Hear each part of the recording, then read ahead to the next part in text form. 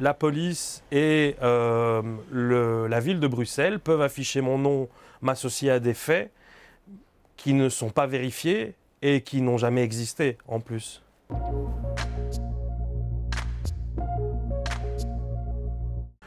Je reçois un message d'une personne qui passait par là et qui me dit « Ton nom est affiché place Poulart ».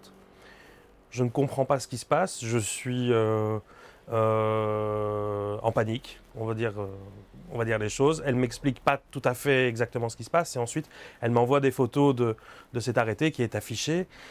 Et on s'est rendu compte qu'en fait il était affiché à plein d'endroits dans Bruxelles, quoi. Il était place Poulart, il était au musée Magritte, il était au Parc Royal, il était à Gare Centrale, 3 endroits différents à Gare Centrale.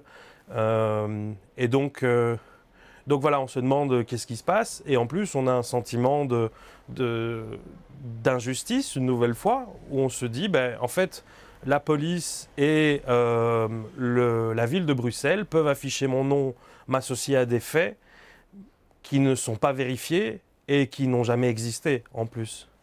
On se rend compte qu'il y a une justice de classe, il y a une justice raciste, et on a tenté de mobiliser autour de ça pour créer un mouvement unitaire avec des familles de victimes, avec des syndicalistes, avec des collectifs de personnes racisées, des collectifs féministes.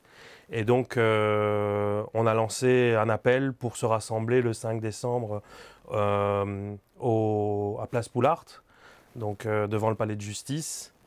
Et directement dans les négociations avec la police, on s'est rendu compte que ça allait être difficile.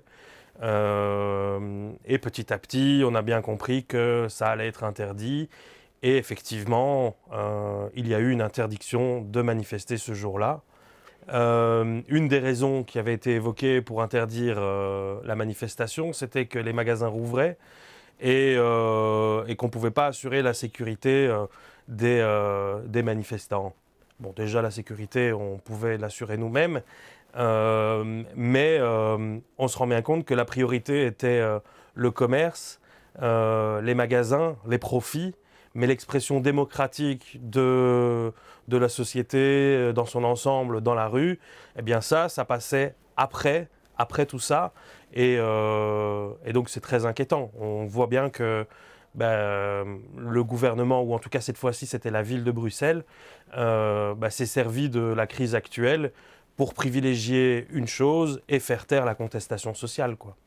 C'est interpellant de voir que le bourgmestre et la majorité communale qui n'a pas émis de critique par rapport à cette ordonnance, qui soutient donc un rapport de police qui cite que toutes les organisations de gauche et les anarchistes sont hostiles à la police et qui sous-entend donc que c'est une raison suffisante pour interdire une manifestation. C'est très inquiétant pour notre démocratie et pour la liberté de manifester à l'avenir.